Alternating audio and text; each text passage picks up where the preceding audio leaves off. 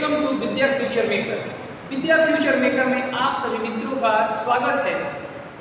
तो आइए, आज हम बहुत दिन के बाद लाइव क्लास लिए हैं। तो सबसे पहला चीज़, आइए हम लोग समझते हैं यूरोप में राष्ट्रवाद। एसएसटी में इतिहास का पहला चैप्टर पढ़ते हैं यूरोप में राष्ट्रवाद। सबसे पहले समझेंगे कि राष्ट्रवाद होता क्या है। राष्ट्रवाद का मतलब होता है अपने राष्ट्र, अपने देश के प्रति प्रेम का जगना। यानी अगर जिस व्यक्ति को अपने राष्ट्र से प्रेम हो गया, उस कंडीशन को, उस स्थिति को राष्ट्रवाद कहा जाता है। तो इस चैप्टर से कुछ महत्वपूर्ण क्वेश्चन को सिलेक्ट किए हैं जो कि आपके 10वीं क्लास के बोर्ड के लिए बहुत महत्वपूर्ण भूमिका निभाने वाले हैं। तो चलिए एक एक करके देखेंगे और आप लोग भी मेरा साथ दीजिएगा। तो सबसे पहला क्वेश्चन है, यूरोपीय आर्थिक संघ के गठन का सुझाव सर्वप्रथम किसने दिया था? इसके लिए आपको 4 ऑप्शंस दिए गए हैं।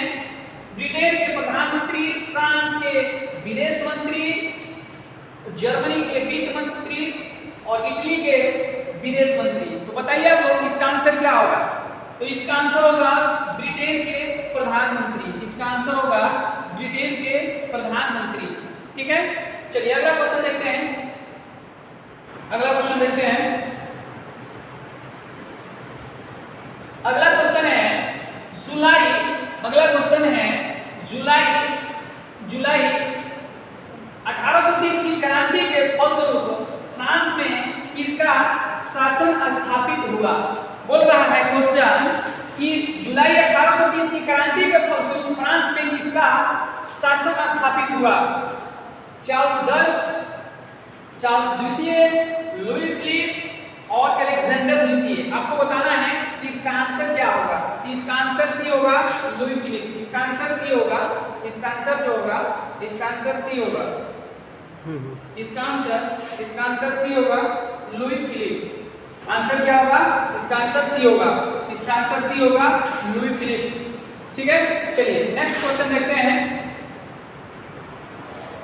ऑस्ट्रिया का चांसलर कौन था? ऑस्ट्रिया का चांसलर, जैसे भारत में प्रधानमंत्री होते हैं उस प्रकार ऑस्ट्रिया के जो प्रधान होते हैं उनको चांसलर कहा जाता है। ठीक है ना? तो ऑस्ट्रिया का चांसलर कौन था आपको बताना है कि ऑस्ट्रिया का चांसलर कौन था। ठीक है ना? तो चलिए हम देखते हैं ऑस्ट्रिया का चांसलर क्या होगा। ठीक, बिस्मार्क, मेटरनिक, काउंट काउट और हिटलर। आपको बताना है कि इसका आंसर क्या होगा। तो इसका आंसर होगा मेटरनिक। मेटरनिक जो है ऑस्ट्रिया का क्या था? चांसलर था। ठीक है, चलिए अगला क्वेश्चन देखते हैं। अगला क्वेश्चन है, अगला क्वेश्चन देखते हैं कि यंग इटली की स्थापना किसने की? यंग इटली की स्थापना किसने की? मेटरनिक, मेज़नी, गैरिबाल्डी और नेपोलियन। गैरिबाल्डी और नेपोलियन। तो आप लोग बताइए इसका आंसर क्या होगा? इसका आंसर होगा बी। इसका आंसर होगा बी। आंसर होगा मेज़नी। क्या होगा? आंसर होगा इसका मेज़नी। ठीक है, चलिए अगला क्वेश्चन देखते हैं। अगला क्वेश्चन है कि निम्न में से किसने इटली को कई राज्यों में विभाजित कर दिया था या कर दिया? यानी कि जो इटली है उसको कई राज्यों में किसने विभाजित कर दिया था? मेज़नी ने किया था, गैरिबाल्डी, काउंट काउट, मेटरनिक। आपको बताना है, इसका आंसर हो जाएगा मेटरनिक। इसका आंसर क्या होगा? इसका आंसर हो जाएगा मेटरनिक। इसका आंसर हो जाएगा मेटरनिक। ठीक है, चलिए अगला क्वेश्चन देखते हैं। अगला क्वेश्चन है यूरोप में। अगला क्वेश्चन है कि कोसत कौन था? कोसत कौन था? ब्रिटिश विद्वान, हंगेरियन राष्ट्रवादी नेता, यूनान का शासक, फ्रांसीसी धर्म सुधारक। आपको बताना है, ठीक है ना, कि कोसत जो है कौन था? कोसत कौन व्यक्ति था? इसका आंसर हो जाएगा हंगेरियन राष्ट्रवादी नेता। हंगेरियन राष्ट्रवादी नेता, ये कौन था भाई? राष्ट्रवादी नेता था। चलिए अगला क्वेश्चन देखते हैं। अगला क्वेश्चन देखते हैं, निम्न में से कौन जर्मन चांसलर था? यानी कि जर्मनी का चांसलर, निम्न में से जर्मनी का चांसलर कौन था? हमें इसको देखना है। मेज़नी बिस्मार्क, विक्टर इनैमुअल, विक्टर इनैमुअल। तो इसका आंसर जो हो जाएगा, इसका आंसर हो जाएगा, इसका आंसर होगा बिस्मार्क, इसका आंसर होगा बिस्मार्क। बिस्मार्क जो था जर्मनी का क्या था, चांसलर था। चलिए नेक्स्ट क्वेश्चन के ऊपर आते हैं। अगला क्वेश्चन है कि सिडोन के युद्ध में किसकी पराजय हुई थी? सिडोन के युद्ध में किसकी पराजय हुई थी?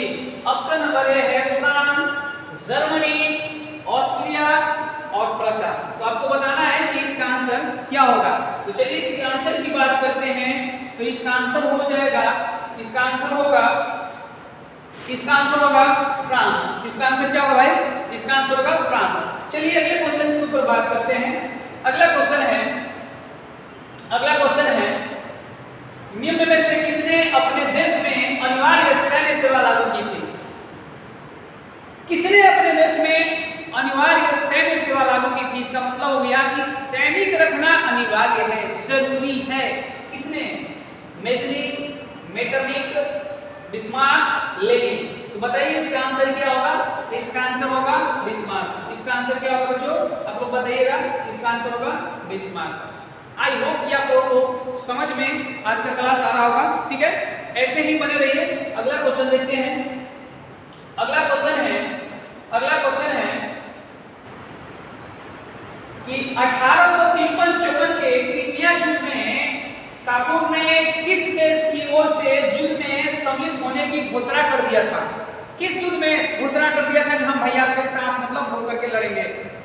फ्रांस के साथ, ऑस्ट्रिया के साथ, जर्मनी या पोलैंड? तो उसने किसके साथ किया था? साथ दिया था फ्रांस का। किसका साथ दिया था दोस्तों? तो साथ दिया था फ्रांस का। ठीक है, चलिए अगला क्वेश्चन देखते हैं। अगला क्वेश्चन है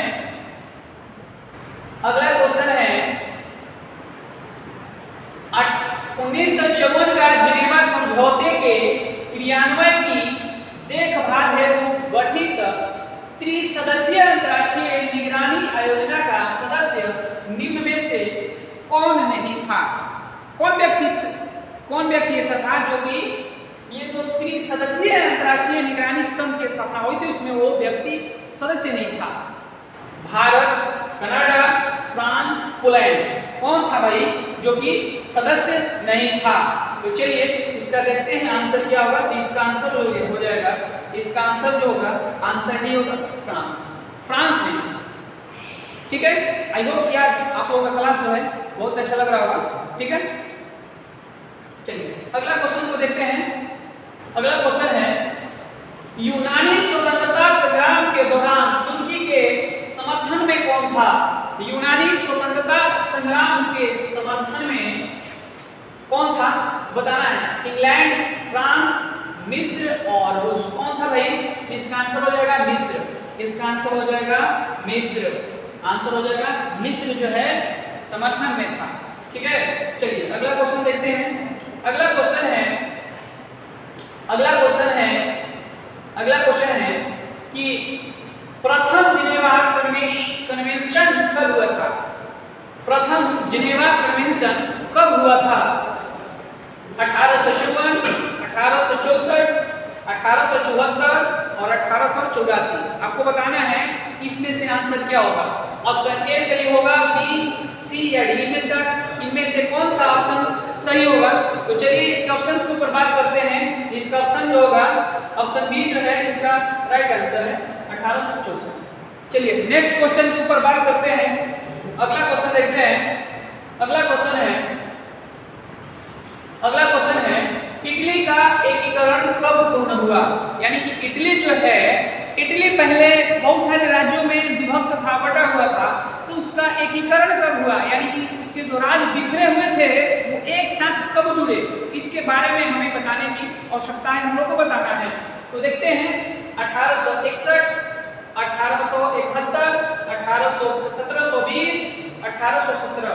इसका आंसर क्या होगा आप लोग बताइए, क्या होगा दोस्तों?